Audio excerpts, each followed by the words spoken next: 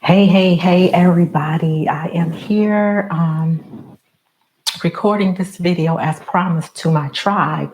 So I had a new book that I released this past fall, and I had a brunch just for women. Anybody who knows me knows women are my jam. Everything I do is for the, elevation of women, to see us grow and be healthy mentally, spiritually, emotionally, physically, you name it. That is what I'm about. And so when I had the brunch, we had a Q&A at the end, but then I also left some note cards on the table. And I asked the ladies if they had things that they were struggling with, or if they had questions that they wanted to ask, but maybe didn't want to ask them in the setting that we were currently in for the brunch that day, even though it was a pretty intimate setting. And lo and behold, guess what, y'all? They did.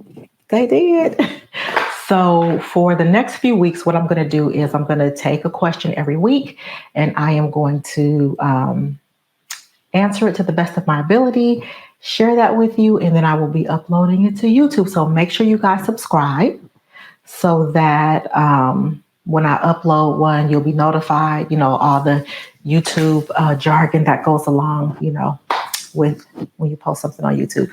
So anyway, I don't want to keep you guys long. I'm going to try to keep these under 10 minutes, I hope, every week. So I'm going to jump right in. The very first question that I'm going to tackle, I like this one because I thought it was something that really probably a lot of us either have dealt with or are currently dealing with. Even if we don't really say it, we know it inside ourselves. So the question was how to deal with the temptation of comparison with the lives of others. Womp womp. We don't want to do that, y'all. We do not want to compare ourselves to others. And I'm not going to get on my soapbox and go into a long rant. What I am going to say is, look at two things. Okay. So for instance, look at what you are comparing. Are you comparing the way you look? Are you comparing your finances? Are you comparing the kind of car you drive, the house you live in, your education, your career? Exactly what are you comparing? And then ask yourself, why are you comparing these things? What is it about that person or these set of people? Or since I'm dealing with women, if you're comparing yourself to another woman, what is it about that woman that you feel the need to compare what you have or who you are versus what they have and who they are? So that's the first question to ask yourself, right? Then, and this kind of ties into it, you have to understand why you're making the comparison. You have to understand why you're making the comparison. Are you making the comparison because you feel like you don't measure up, or that you're kind of coveting, you want that person's life or you want that person's whatever it is? And I say it that way because there's a difference when you're comparing in an aspirational or inspirational kind of way, or when you're comparing, like I said, because you're coveting or because you're jealous.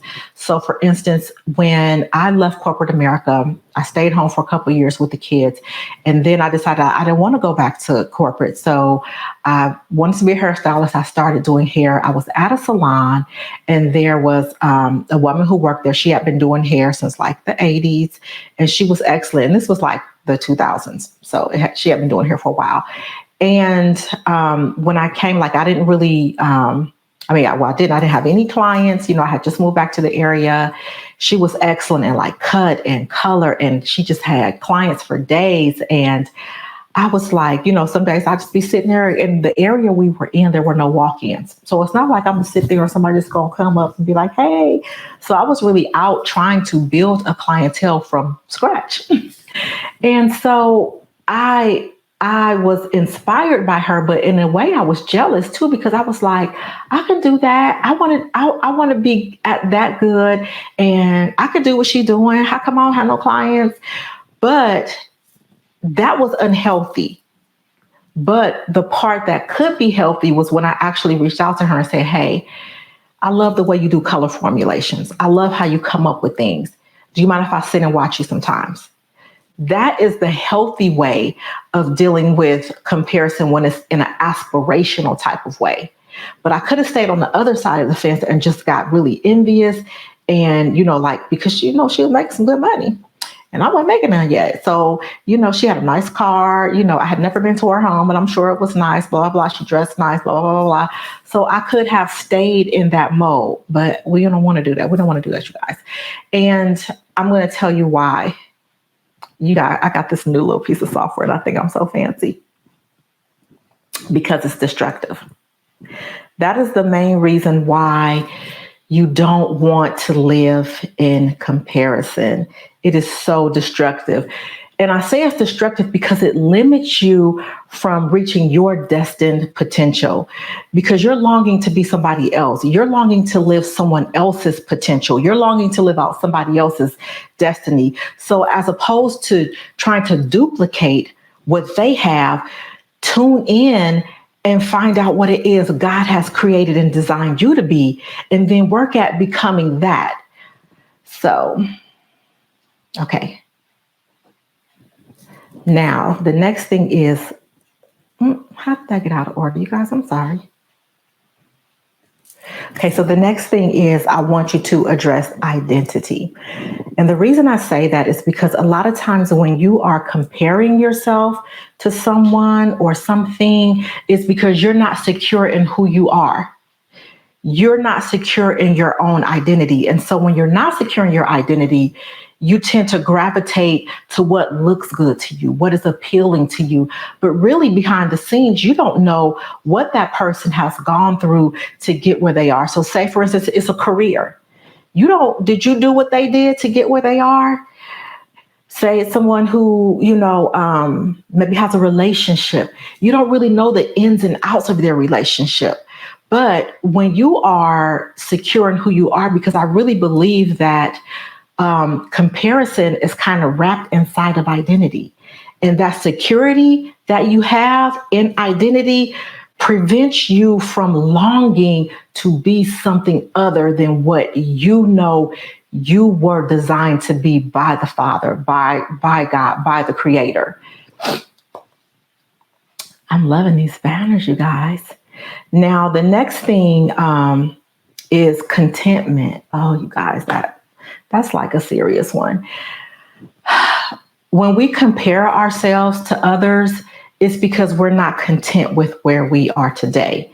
And again, that goes back to identity, because when you know who you are, you know what you're here for, you know what your purpose is in each season of your life, then you begin to be content.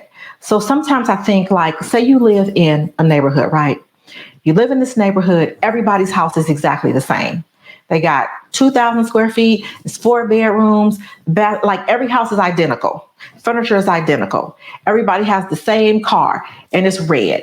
Everybody's got the same bells and whistles. Everybody's clothes are the same. The roof colors on the house, everything is just the same. There's nothing different, and everybody is living a good life. Everybody loves their career. Maybe they all have the same career. Let's just make everything the same. Career is the same. Everybody's got, they 2.5 children. Kids are great, best behavior, good grades, blah, blah, blah, the whole 9 yards, well manicured area. Everyone is so content. They are so happy with their lives. But then this guy and his wife moved to the neighborhood, right? And it's like a vacant lot. So they build a house, right? But their house is 3,000 square feet and they got 5 bedrooms and they got an extra bathroom and their car is black. And matter of fact, they got 2 cars, not one. And matter of fact, the wife, she wear red nail polish, but everybody else in the neighborhood wear pink. And so then you may start to look and be like, well, wait a minute. Why I don't have a black car? Like, I want my nails to be red too. But why? Because if you had not seen that, you would have been perfectly content with what you have. So I always ask, like, what is the motive behind your discontentment here? Guys, I'm trying to work my posture. What is the motive behind being discontented? What is your motive for wanting the red nail polish? What is your motive for wanting the black car when your red car has been sufficient for all this time? So identity and contentment. Those two things, when they're unbalanced, will lead you to compare yourself to other people's lives. Now, another thing that helps you not to compare. So I guess I should have put up here something like the 3 ways not to compare yourself. Identity, understanding your identity, being content in who you are. And this last one I'm putting up here right now is loving yourself. If you love who you are, not that you are perfect, not that you have it all together, not that you don't have goals and things you want to achieve, but learning to love who you are stops you from comparing yourself and wanting to be anybody other than yourself. It stops you from trying to achieve and attain what is never meant for you. So these are the things, the components that I feel will help you to get off that wheel of comparison and get on the stable ground of being who God has called you to be. I thought I had like 2 more points on here, but I don't see them anymore. So maybe this software only holds a few things. I'm just going to, well, let me scroll down, y'all. Try to scroll down. It's not letting me scroll. But so, nope, that's it. That's it. Those are the 3 ways to stop comparing yourself. Understanding and knowing who you are, your identity, being content and loving who you are, and not striving and pushing yourself to be someone else or to be what even someone else wants you to be. Remember, identity for us as believers, because y'all don't look at my one nail that popped off. For us as believers, me as a believer, my identity comes from Christ. My identity comes from what the word says that I am. So if I stick to that identity, I never long to be somebody else. I'm happy with who I am. So imagine if you took the time that you spent looking at what other people have, or looking at who other people are and desiring what they have, or desiring to be more like them. If you put that same energy and effort into letting God define you and tell you who you are, and hone your skills and focus in on what you're good at, you would be so content. You would be so content with who you are that you would stop desiring other things. So I think that is it. One thing I will say is, so the book that I released in October, and this really is not meant to be a plug, but if you're an author, you should always plug your work. But the book that I released in October is called Unstoppable, and it actually has a section in there on being content and not comparing yourself. So, and the information I just gave you just now is not even information that's in the book. So, just imagine if you got the book. And I'm going to figure out how to put a link for the book, like if you're interested, and just even like reading the synopsis and learning more about the book, see how it might be able to help you in your day-to-day life. I'm going to put a link in there. So again, you guys, I hope this was helpful. Every week I will come on and I'm going to be doing one of the questions from the note cards.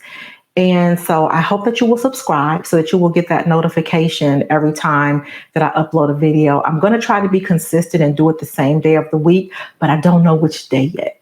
And I may eventually do 1 or 2 live if you guys want to log in with me, so I can kind of get some interaction and people can, get in the comments and we can go back and forth. So please let me know how you like this video. Comment. Tell me if it helped you at all. Tell me if it didn't. Tell me if it didn't, because I do believe together we grow.